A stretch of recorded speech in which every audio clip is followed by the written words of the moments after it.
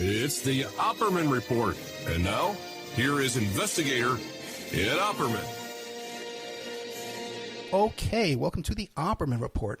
I'm your host, private investigator Ed Opperman. Now, you can find me at Opperman Investigations and Digital Forensic Consulting if you just email me directly at oppermaninvestigations@gmail.com. Really excited about today's show. We have Sean Howe. You can find him at Twitter at Sean Howe, and that's Howe. Now, you could find him on his website is SeanHowe.com. The book we're talking about today is Agents of Chaos, Thomas King Forçade, High Times and the Paranoid End of the 70s. I read a chapter of this book in the Rolling Stone. It's an excellent book. This guy's an excellent writer. He captures the time. As you know, I have some connections to this story. But Sean Howe, are you there? I'm here. Hey, man, thank you so much. Before we get into your book, Agents of Chaos, Thomas King Forçade, tell us about yourself. Who is Sean Howe? Yeah, sure. I'm a writer in my 40s. I wrote a book before this called Marvel Comics: The Untold Story, and when I finished that book, I thought that was kind of a big, wide-ranging history. Maybe I'll bite off a little less this time. And it turned out that this book took me about 4 times as long to write. Yeah. So I'm emerging from hibernation with this book. And how's the book been received? Because from my perspective, you know, like growing up in that time in that neighborhood, I think, boy, we were such obscure people. Like, who would even want to read about us? Back then, we thought we were nobodies, you know? And now to have a guy write a book about this, like it's history, you know? Like, how's the book being received? It's getting really nice reviews. People are telling me they love it. It's just come out. There was an excerpt in Rolling Stone. There was an excerpt in Reason magazine. Oh, really? So trying to reach all the different political polls that I can. And it's been really terrific talking to people who were there. I spoke to a lot of people for the book, but I'm now getting a few stories that I had never heard before, and it's great to hear people say like this really takes me back to what it was like. Yeah, I heard about the book through TrueAnon, because I subscribe to their, they send me their, I guess I'm on their mailing list or something. And I heard about it that way. And it's really rare for me to find a guest on another show and say, hey, let me interview that guest, but I just love this topic. Now, people can meet Sean Howe in person if they go to the October 2nd at 7 p.m. in Los Angeles at the Stories Book and Cafe. And also to October 6th. He's going to be driving around, this guy, or flying, I guess. October 6th at 6:30 p.m. in Phoenix, Arizona, the Changing Hands Bookstore. Are you flying or driving? I think I'm going to fly, although it would be a really nice drive. Just that way I can stay in Los Angeles a little bit longer and see some friends. It is a nice drive. You clear your head out in those deserts, man. I love that drive. I spent a lot of time. I have made the drive. Like Tom Forçade, I spent a lot of time in Arizona myself. All right, let's start with this, man. So the book is mainly about Tom Forçade or all the yippies? I would say it's mainly about Forçade, but, I came across his story, or I came across the outlines of his story, and I was like, who is this guy that I've never heard of that seems to have had a hand in so many different subcultures, from the Underground Press to, major magazine of the 1970s, High Times, the punk rock movement. He was very active in fighting for journalists' rights. And yet, I'm interested in all of these things, but I had never heard his name. And the more I learned about him, the more intrigued I was, because he was such a man of mystery. So there would be these adventures that he would pop up in, and, he would be, alongside Hunter S. Thompson or Johnny Rotten, but there was also so much that was kind of under a veil about him. And as I kept finding out more about him, I realized, he might be a good way to talk about the 1970s in a larger spectrum. And there's kind of this story of the 1970s that kind of skips from, Altamont was the death of the 60s, and then we had Watergate, and we had gas lines, and then Reagan came along. And there's really not much to connect the 60s and the 80s. And so I wanted to sort of maybe fill in some of the gaps of that history. Yeah, and what a time to live in New York, man, during that period of time. And Chelsea Hotel, and Lower East Side with CBGBs, all that stuff, man. But it's fascinating, too, because, Tom Forçade tragically took his life the day before Jonestown. Right.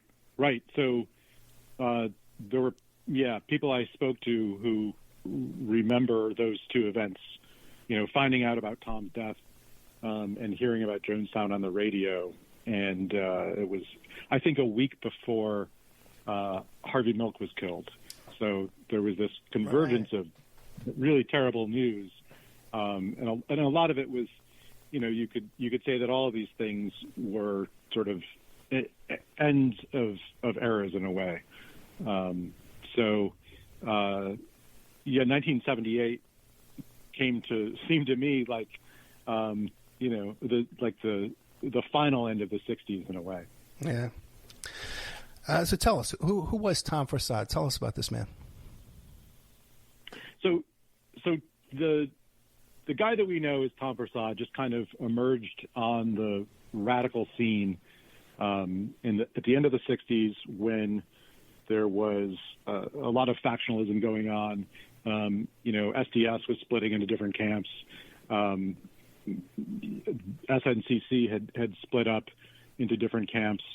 Underground newspapers were kind of fighting with each other over who was more of a sellout. And this is, of course, just after Chicago 1968. So, the left and the center left are really also at odds. And Forçade comes on the scene, and he immediately arouses suspicion from everyone. I open with a scene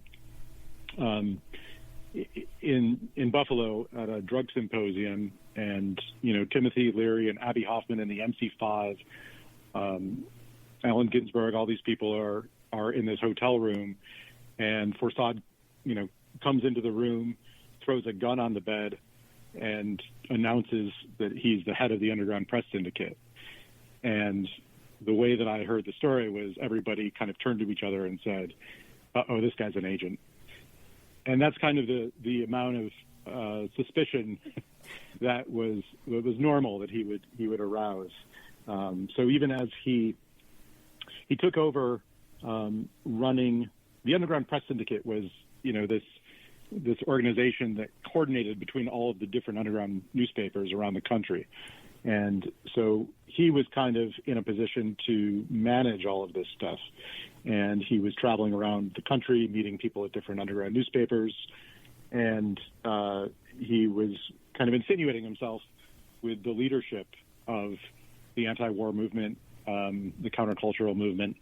But a lot of people just did not trust the guy, kept him at an arm's length, but he still was kind of, accruing power and influence. Let me ask you a quick question. Yeah. You tell the story about him walking into the room, throwing the gun down, but it seems like everyone else in that room is dead. Every other name you mentioned, Larry, they're all gone now. Abby Hoffman, they're all dead. Who told you that story? That story came from someone who is no longer alive. That was an interview that Ken Kelly, who was a White Panther, right, and then later a kind of a prominent journalist for Playboy and other places. Ken Kelly told that story, and he, was remembering. He was one of the people who was especially suspicious of Forçade, a lot of this, this story had to be told through archival materials. I talked to, I think, more than 150 people, and yet so much of the information also came from, microfilmed underground newspapers, and also some interviews that people before me had done. There were about 3 people who had tried to do a book about Forçade over the years, and none of those were ever finished. Some were barely started. So it was a lot of, hearing the voices of people who are no longer around. And, thankfully there were records of these conversations. Now, who were your sources? Did you talk to people like A.J. Weberman? Yeah, I talked to a lot of the Zippies, who, your listeners may or may not know were sort of an offshoot of the original Yippies. They were kind of formed in opposition to what they believed was the selling out of Jerry Rubin and Abby Hoffman. Mm-hmm. They thought that the Yippies had gone too mainstream, gotten too cozy with the establishment. And so these Zippies like A.J. Weberman, Dana Beal, Aaron Kay, they were sort of, more outrageous than the Yippies had been. And I spend quite a bit of time talking in the book about the confrontations between those two groups at the presidential conventions of 1972. The Democrats and the Republicans both held their conventions in Miami, so there was a whole summer of fighting between the groups. So I talked to a lot of Zippies.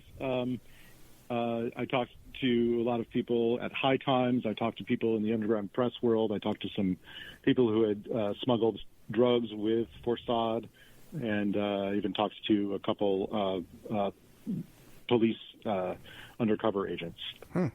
So much like Tom Forçade really compartmentalized his life, and so I had about a dozen different groups of people that I had to talk to individually, because each of them only knew part of the story. Richard Stratton? I spoke to him a little bit early on. Yeah. Okay. He was involved in some smuggling as well, and then later, of course, became involved in High Times. Oh my goodness, smuggling. Okay. Now, what about Steve Hager? What about it? Did he contribute? Because he seems to feel he's the keeper of the Tom Forçade story. Did he cooperate? I've spoken to Steve Hager, but I really was concentrating on people who knew Forçade or were kind of around at the time. Forçade died in 1978, so there are a lot of people who are maybe 1 degree removed from Forçade, right, and who also have really contributed to kind of the legend of Tom Forçade, keeping that alive. But I wanted to get as many direct experience stories as I could. John Holmstrom is another person who he had done a great deal of research in writing articles on Forçade. John Holmstrom, the co-founder of Punk magazine, and later a High Times editor, and he had some tremendous stories about traveling on the Sex Pistols American tour with Forçade, although traveling in separate transportation, because Forçade, needed to keep his distance, his mystery. Now, you mentioned off the air, we were talking briefly about Dana Beal, who was the head of the Yippies when I was around there. You mentioned that Dana Beal showed up at one of your book signings and kind of not unlike Dana Beal, commandeered the microphone and took over. Right. Yeah. How did he receive your book? I don't think that he has read it. Right. I offered to give him a copy of the book after the reading, and he said he was interested, and he said another time. So he actually sent me his address. So I will be sending him a copy of the book. He certainly plays a big enough role in the book, and he was helpful in connecting some stories for me. But